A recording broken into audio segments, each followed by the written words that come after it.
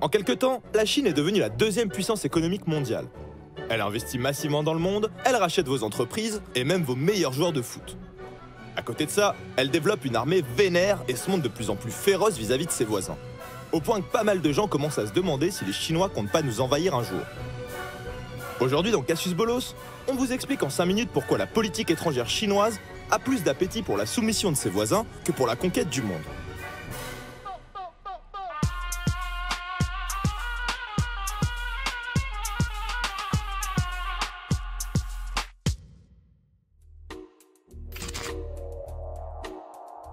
Avant toute chose, reprenons les fondamentaux. Aujourd'hui, le pays du président Xi Jinping, c'est juste le plus peuplé du monde. 1,37 milliard d'habitants, soit 19% de la population mondiale. Mais c'est pas tout, puisque la République populaire de Chine dispose d'un siège permanent au Conseil de sécurité, de la force atomique et de la plus grande armée du monde en effectif. Et il faut bien tout ça pour défendre un territoire aussi vaste. La Chine est le 3e pays le plus vaste du monde, mais c'est aussi avec la Russie le plus entouré. 14 États voisins. Autant dire que le potentiel d'embrouille territoriale est plutôt élevé. Pour comprendre la politique étrangère chinoise, il faut d'abord essayer de penser comme eux. Or, la pensée chinoise n'a rien à voir avec la pensée occidentale. Il n'y a pas d'opposition entre le bien et le mal, pas d'antagonisme à combattre. Chez eux, c'est plutôt la recherche de l'équilibre et de l'harmonie dans un monde instable. Par conséquent, la Chine a une vision du monde bien particulière, qui s'articule en une suite de cercles concentriques. Pour faire simple, les Chinois se voient au centre du monde. Autour se trouvent les anciens vassaux de l'Empire chinois, comme les Tibétains, les Ouïghours ou les Mongols, qui doivent rester soumis au pouvoir central. Ensuite, se trouvent les zones d'influence géoculturelle du monde chinois, revendiquées historiquement par Pékin. La logique, c'est plus tu t'éloignes du centre, moins le pouvoir chinois s'impose à toi.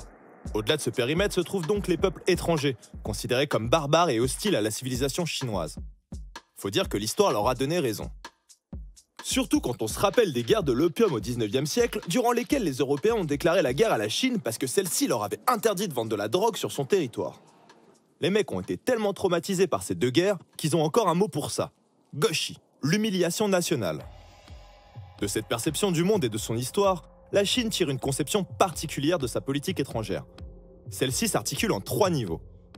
Premièrement, au centre, le niveau national. Il faut à tout prix éviter le Luan, autrement dit en français le chaos à l'intérieur du territoire, et c'est ce qui explique les politiques répressives menées depuis de nombreuses années au Tibet ou à l'encontre des Ouïghours, sans parler du flicage permanent et de plus en plus élaboré des citoyens chinois.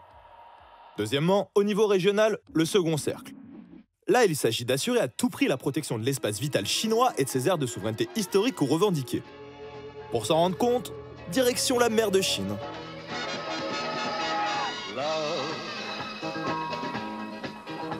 Exciting and new. Come aboard. Depuis quelques années, les tensions s'intensifient en mer de Chine autour des revendications maritimes. En mer de Chine orientale, Pékin s'oppose au Japon et à Taïwan au sujet des îles Senkaku, ce qui a donné lieu à quelques passes d'armes assez cocasses. Vous avez cassé mon bateau! C'est ce qui arrive quand on veut jouer au plus malin! En mer de Chine méridionale, l'Empire du Milieu se heurte au Vietnam, à Brunei, aux Philippines et à la Malaisie. En violation du droit international, elle a instauré un contrôle de facto sur plusieurs îlots et récifs dans les archipels des Spratleys, des Paracels, des Pratas et du récif de Scarborough, en y installant des infrastructures militaires. Ainsi, le contrôle de son aire régionale est un enjeu fondamental pour la Chine, puisque seule une domination régionale et une projection maritime forte lui permettent de se placer en puissance incontournable à l'échelle mondiale. C'est ce qui nous mène justement au dernier cercle. Ici, la stratégie chinoise consiste à projeter son influence dans le but de rééquilibrer les rapports de force contemporains. Au niveau diplomatique et économique, on s'aperçoit qu'elle cherche à redéfinir les normes de la mondialisation plutôt que de vouloir contrôler les relations internationales à l'image de l'oncle Sam. Pour ce faire, la Chine s'appuie sur son projet de route de la soie reliant la Chine à l'Europe et développe avec 2-3 copains des institutions régionales capables de parler avec force, d'un bloc, d'une voix dissonante des Américains. Elle est ainsi à l'origine de l'Organisation de coopération de Shanghai, qui réunit notamment la Russie, l'Inde et d'autres puissances en recherche d'un système international alternatif. Sur le plan militaire, le programme annoncé par le gouvernement chinois est la constitution d'une armée de classe mondiale d'ici 2050. Ce qui passe principalement par une priorité donnée au volet maritime grâce à la constitution d'une flotte navale, capable de rivaliser avec la puissance de projection américaine dans la région. Mais aussi grâce à la stratégie du collier de perles, qui consiste à placer tout un tas de bases navales entre les mers de Chine et le golfe Persique. Autrement dit, à tranquillement placer ses pions. Non, chérie, les Chinois ne vont pas venir te Si, j'en prendre. suis sûr! Ils sont 2 milliards et leur économie est vachement forte. Et puis avec leur avance technologique, ils vont pouvoir détruire l'Amérique! Ah, ça craint! Bref, rassure-toi Cartman, les Chinois sont pas encore partis pour nous envahir. Mais on va continuer à entendre parler d'eux pendant un bout de temps. Alors que les Occidentaux continuent de privilégier la confrontation directe et le court terme, on s'aperçoit que la stratégie chinoise relève plutôt de la revanche sourde et lente.